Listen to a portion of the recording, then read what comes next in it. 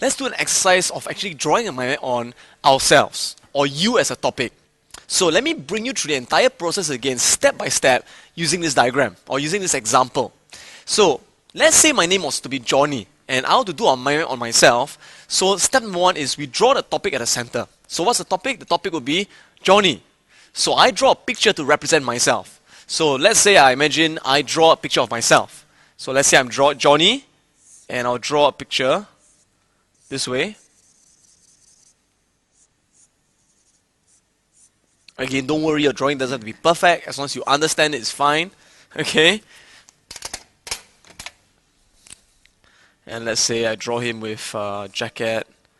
And let's say with glasses. So again, like I said, the topic at the center is going to be multicolored. So again, if you want to add more colors, go ahead. So that's the first thing. The next thing is we draw the subheadings. Now again, think about it. Under Johnny, what are different subheadings which we can talk about this person? You can talk about a person's hobbies, character, appearance, goals, challenges in life, all these things. So let's say for the purpose of this exercise, we're going to use just 5 subheadings. And we're going to add the first subheading. And the first subheading is, let's say we talk about character. So what we do is, we add the first subheading, character, here. And recall, your subheading has got to be in capital letters, and it's got to be resting on a thick branch. So again, step number 2 is we add the subheading. Now once we add a subheading, step number 3 is we add the main points and the details. So under character, what can we talk about this person's character? Again, I'm making stuff up, right? So let's imagine for Johnny, the first part of his character is he's very generous. Okay, so I'll write on the word generous. So once again, it's a key word. The word must be on the line. So besides being generous, maybe he's also really kind. At the same time, he's a very funny person. But at times, he can be a bit irresponsible. And sometimes even a bit lazy. Alright? So, for example, under this subheading, how many points do we have? We have got 1, 2, 3, 4, 5. 5 main points. So once again, remember, all the branches, they branch from the same point. And they're all of the same color because they come from the same point. Now, again, these are main points. But whenever you want to do a mind map, you have to put down the elaboration or the details of the examples. So under each of these main points, what more can we talk about Johnny being generous? We can give examples, details of how he's generous. So for example, under generous, we could further branch out and say that he donates money to the old folks home. Alright? So let me write it down. Donates. Now again, instead of using the word money, whenever you can use a symbol or picture, do so. So instead of writing the word money, I'll put down this. Donate money to the old folks home. Again, must we write down to the? No, it's a non-keyword, so just write down old folks home. So donate money, old folks, and home. Can draw a little house to represent it. You see that? So once again, one word, one line. Donate money, old folks home. Now, besides donating money to old folks home, let's say he also donates to the SPCA. So from here, can we also branch out SPCA? Yeah. Let's say he donates to the Handicap Association. So from here, we can branch out Handicap Association. Alright? Alright?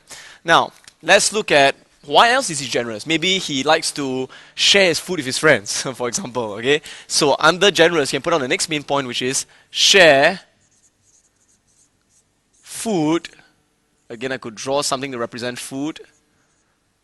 Friends. Again, it's a strange way of being generous, but I'm just giving an example here, right? Some crazy examples. Okay, under kind. Why is he kind? Again, I'm just making stuff up. Maybe he's very kind because he tends to take care of stray animals, right? So, cares for. Now, use the word for to represent cares for. Again, it's a symbol. Cares for stray dogs, okay? So, under dogs, I could change color because I'm branching to a more detailed point. So, sometimes by branching to a more detailed point, you may want to change color. So, dog. Instead of writing the word dog again, if I can, I draw a picture because it's more outstanding. Oops, how do you draw a dog? Okay, sorry, my dog looks a bit strange. 1, 2, 3, 4, okay? Now, maybe besides caring for stray dogs, he cares for stray birds, stray pigeons. So I could draw a pigeon over here. Again, I'm not saying my drawings are best in the world. Well, that's my pigeon, okay? And cares for stray, let's say, rats. Ooh, that's a bit disgusting, but doesn't matter, okay? So you know what I'm saying? So we just branch it out this way. Or why else is he kind? Maybe it's kind because he helps old people across the road. So helps old men cross road. And maybe he also helps the old man carry bags. Alright, so I'm just giving you some examples over here. So as you see, I'm using all the principles, all the rules. So similarly, I'll add in more details for each of these main points. So once I finally complete this entire section under this first subheading called character, what do? I'll then add the next subheading, which is, for example, under family. Okay, and I draw another huge or large thick branch under family. Okay, so under family, you can put down the main points, right? Now, there's so many things to talk about Johnny's family, but again, you could subsection it to certain categories. For example, under family, you could talk about family members, family disputes, family vacations, family tree, right? These are all possible major main points. So again, under family members, could you further branch it out? Yeah, could further branch out members into dad, into mom, into sis, right?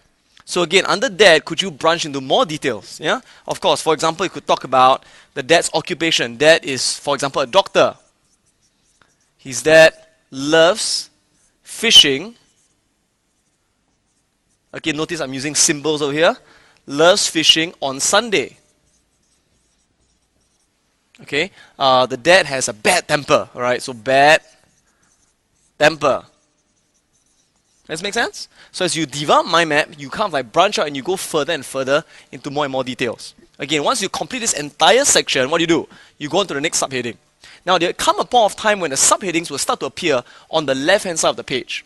So, for example, let's say the next subheading is, hobbies, alright?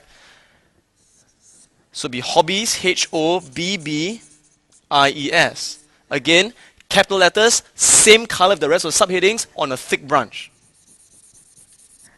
Now, let's say under all his hobbies, we can divide into two main categories. Let's say indoor hobbies and outdoor hobbies, right? So, indoor and outdoor. Okay, now bear in mind once again how we branch out from mind map. We branch out from inside to outside, right? So from here it's in to out. It's from left to right, the way we normally read. But the moment you start branching from mind map on the left-hand side, what happens? You actually are branching from right to left. So what happens? You actually got to read it from right to left. So in this case, under hobbies, you can see that he's got indoor hobbies and outdoor hobbies that we just mentioned just now.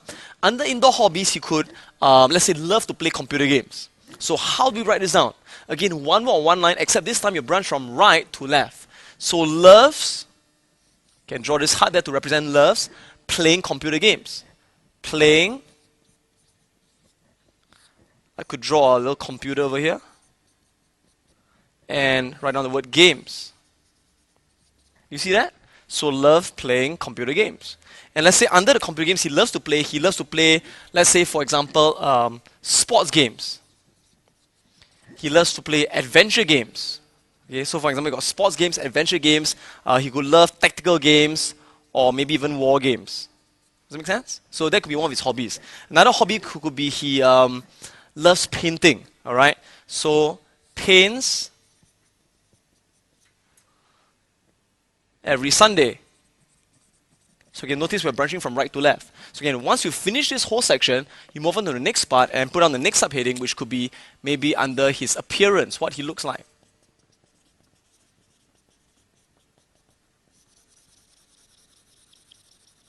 Alright, and you continue the process. Now obviously when you're studying in school, you're not going to do a mind map on yourself, but just an illustration to show how we can use mind maps for any purpose. So right now, just to get a practice of being very clear on the rules, the steps, as well as the principles, what I want to do is this. I want to stop this video for a while, and I want to create a mind map on yourself, your own mind map that represents your entire character. So what are the subheadings you can use? Any subheadings you want. But one of the subheadings I can suggest is put down your hobbies, put down your goals. What are your goals in life, all right? What are the challenges you face? Talk about your family.